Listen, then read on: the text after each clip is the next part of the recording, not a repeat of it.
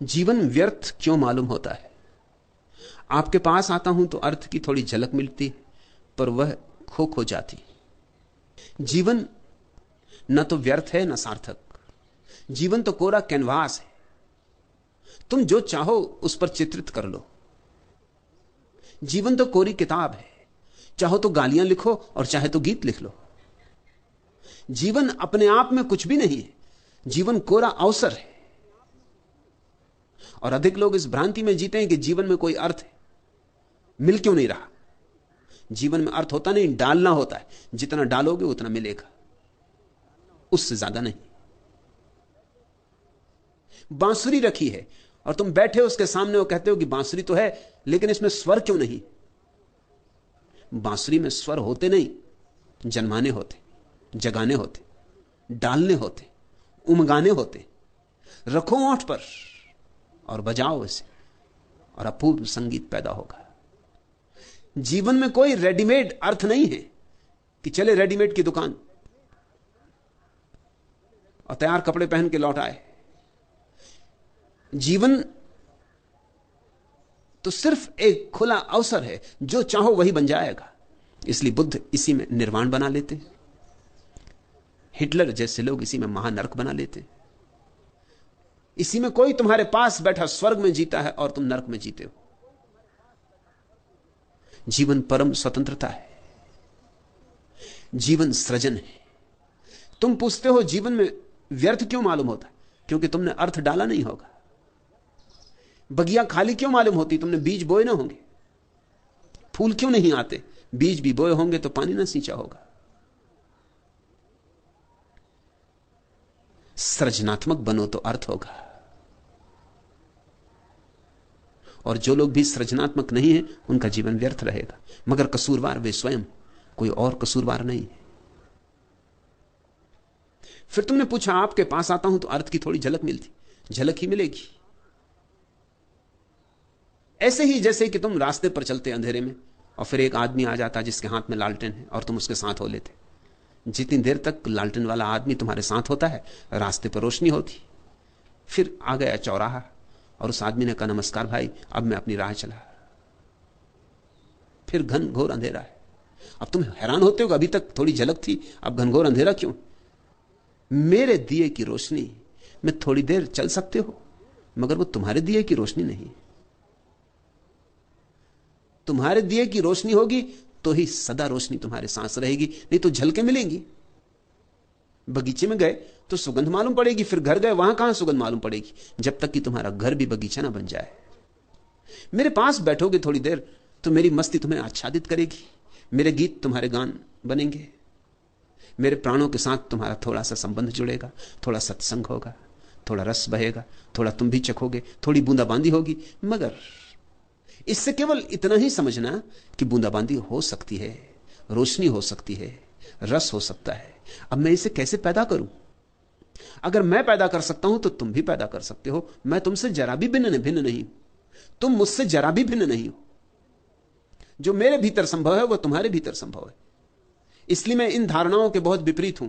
हिंदू कहते हैं कि राम अवतार है, ऊपर से आए। अवतार का मतलब ही होता उतरे, अवतरित हुए।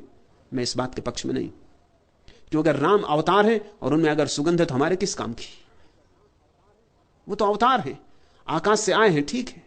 हम तो आकाश से आए नहीं, हम तो जमीन से ही उगे। कृष्ण अवतार है। नहीं, अवतार की धारणा मुझे पसंद नहीं। मुझे तो जैनों के तीर्थंकर की धारणा ज्यादा पसंद है। तीर्थंकर का अर्थ होता है अवतार नहीं, हमारे बीच ही पैदा हुए, हम जैसे ही लोग, ठीक हम जैसे लोग, लेकिन फिर उनके जीवन में फूल खिले, उससे भरोसा बनता है। अगर तुम्हारे जैसे ही व्यक्ति के जीवन में फूल खिल सकते हैं, तुम्हारे ही जैसे मांस मज्जा का बना हुआ व्यक्ति, तुम्हारे ही पृथ्वी का अंग, तो तुम्हारे भीतर भी फूल खिल सकते हैं। तीर्थंकर का अर्थ है जो अपनी ही चेष्टा से तीर्थ बना, जो था ठीक तुम जैसा, लेकिन एक दिन कुछ उसके भीतर घटा कि वह रोशन हो उठा। महावीर, बुद्ध, पार्स, नेमी, ये तुम जैसे ही लोग हैं, अवतार नहीं। इनका अवतरण नहीं हुआ, ऊर्ध्व गमन हुआ है। ये आकाश की तरफ उठे, पैदा हुए थे जमीन से, तुम भी जमीन से पैदा हुए हो, तुम भी आकाश की तरफ उठ सकते हो। तुम कहते जीवन व्यर्थ क्यों मालूम होता है? क्योंकि तुमने व्यर्थता के बीज बोए होंगे। लोग बीज ही व्यर्थता के बो रहे हैं। कोई धन कमा रहा है, अब धन से कहीं जीवन सार्थक हुआ है? सुविधापूर्ण हो जाएगा, सार्थक नहीं हो सकता। सुविधा सार्थकता नहीं है। तुम अपने एयर कंडीशन कमरे में बैठे रहो, व्यर्थ हो तो व्यर्थ ही हो। एयर कंडीशनिंग सार्थकता नहीं दे सकती। कोई एयर कंडीशनिंग करने वाली कंपनी इसका दावा भी नहीं करती। हां, ताप नहीं होगा कमरे में, शीतलता होगी, मगर तुम तो तुम ही हो। अगर तुम्हारे भीतर गालियां ही घूमती हैं तो एयर कंडीशन क्या करेगा? और सुविधा से घूमेंगी, ठंडक पाके।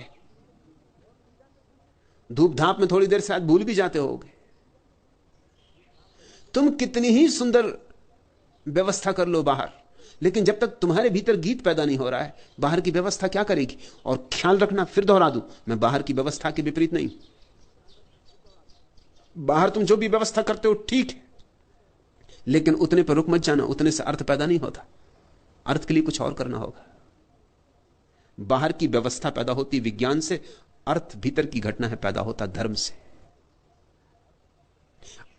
व्यवस्था पैदा होती विज्ञान से, अर्थ पैदा होता ज्ञान से।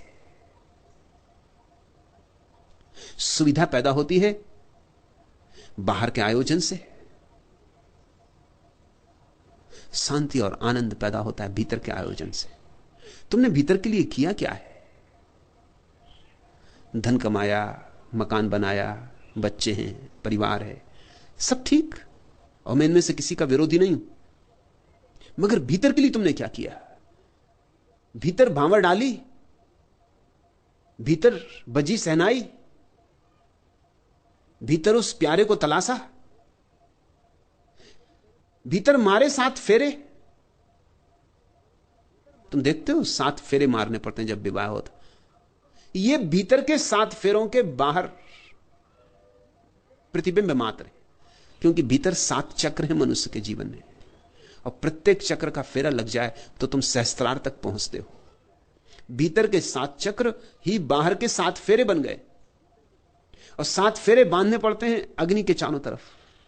भीतर के 7 फेरे भी भीतर की अग्नि को जगा के डालने पड़ते हैं, और भीतर की अग्नि जगती है प्रभु की प्यास से, प्रज्वलित प्यास से। जैसे कोई मरुस्थल में भटका हो और प्यास लगे, तो उसकी प्यास साधारण प्यास नहीं है, आग है। ऐसे ही जब तुम्हारे जीवन में परमात्मा की प्यास जगती, कि उसके बिना एक क्षण जीना संभव नहीं, तो तुम्हारे भीतर अग्नि पैदा होती, अग्नि प्रज्वलित होती। वही असली यज्ञ है। और उस यज्ञ के चारों तरफ जब तुम 7 फेरे पूरे कर लेते हो, तो सहस्त्रार में अर्थ का कमल खिलता है। तुम पूछते हो जीवन में अर्थ क्यों नहीं? तो क्योंकि तुमने पैदा नहीं किया है। और आपके पास आता हूं तो अर्थ की थोड़ी झलक मिलती, झलक ही मिलेगी, यह भी कुछ कम नहीं। झलक मिलती तो भरोसा आता है कि अर्थ हो सकता है, फिर अर्थ पैदा करना पड़ेगा। झलक पर ही निर्भर मत रह जाना। वो तो तुम किसी बड़े वीणा वादक को सुनोगे तो मस्त हो जाओगे, फिर घर जाके तुम ये मत सोच लेना कि तुम वीणा वादक हो गए। फिर वीणा वादन सीखना होगा। उस मस्ती ने तुम्हें एक याद दिला दी, सच। उस मस्ती ने तुमसे यह कहा कि वीणा से ऐसा चमत्कार हो सकता है। और वीणा तुम्हारे घर में भी रखी है, और तुम्हारे पास भी अंगुलियां हैं वैसी ही जैसे वीणा वादक के पास, लेकिन अंगुलियों और वीणा के तार में थोड़ा संबंध जोड़ने का अभ्यास करना होगा। वही अभ्यास साधना है।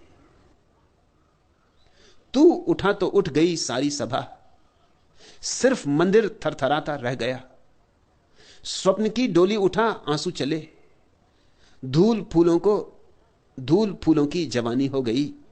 शाम की स्याही बनी दिन की खुशी, देह की मीनार पानी हो गई।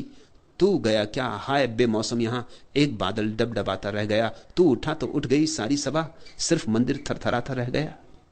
हाथ जब थामे खड़ा था पास तू, पांव पर मेरे झुका संसार था। हर नजर मेरे लिए बेचैन थी, हर कुसुम मेरे गले का हार था। तू नहीं तो कुछ खिलौने के लिए एक बचपन छटपटाता रह गया। तू उठा तो उठ गई सारी सभा, सिर्फ मंदिर थरथराता रह गया। प्यार दुनिया ने बहुत मुझको किया, पर लगन तुझसे लगी टूटी नहीं। लाल हीरे भी बहुत पहने मगर मूर्ति तेरी हाथ से छूटी नहीं। क्या कहूं हर आईने को किस लिए, शक्ल में तेरी दिखाता रह गया। तू उठा तो उठ गई सारी सभा, सिर्फ मंदिर थरथराता रह गया। कल विदा जो ले गया था घाट से, खिल गया है वह कमल फिर ताल में। नील से कल जो खिली थी, नीम से कल जो निबोरी थी छुटी, है लगी वह झूलने फिर डाल में। एक में ही जो यहां तुझसे बिछोड़, रोज आता रोज जाता रह गया। तू उठा तो उठ गई सारी सभा, सिर्फ मंदिर थरथराता रह गया। एक परमात्मा तुम्हारे भीतर हो तो मंदिर भरा हुआ है, और एक परमात्मा तुम्हारे भीतर ना हो तो कुछ भी नहीं है। सूनी अंधेरी रात है, अर्थहीन, पुष्पहीन, ज्योतिहीन। तमसो मां ज्योतिर्गमे। हे प्रभु मुझे अंधकार से प्रकाश की ओर ले चल। अस्तो मां सदगमे। हे प्रभु मुझे असत से सत की ओर ले चल। मृत्योर्मा अमृत गमे। हे प्रभु मुझे मृत्यु से अमृत की ओर ले चल। प्रभु के बिना मृत्यु हो तुम, प्रभु के बिना असत्य हो तुम, प्रभु के बिना अंधकार हो तुम। तू उठा तो उठ गई सारी सभा, सिर्फ मंदिर थरथराता रह गया। उसके बिना तो तुम केवल एक मंदिर हो कपते हुए, बिना देवता का मंदिर। अर्थ क्या उसमें? संगीत कहां उसमें? समारोह कहां उसमें? पुकारो मंदिर के देवता को। और ऐसा भी नहीं है कि मंदिर का देवता कहीं दूर है, पास से भी पास है। तुम भी अपने जितने पास हो उससे भी ज्यादा पास है। बस पुकारो। उसी पुकार का नाम प्रार्थना है। प्रार्थना तुम्हें जीवन में अर्थ देगी, और झलक ही नहीं, अनुभव देगी। और ऐसा अनुभव जो तुम्हारी संपदा बन जाए। सत्संग तो सिर्फ इसीलिए है ताकि भरोसा आ जाए। सत्संग तो इसीलिए है ताकि तुम्हारे भीतर तलाश शुरू हो जाए। सत्संग अंत नहीं है। सत्य हुए बिना अंत कैसे हो सकता है?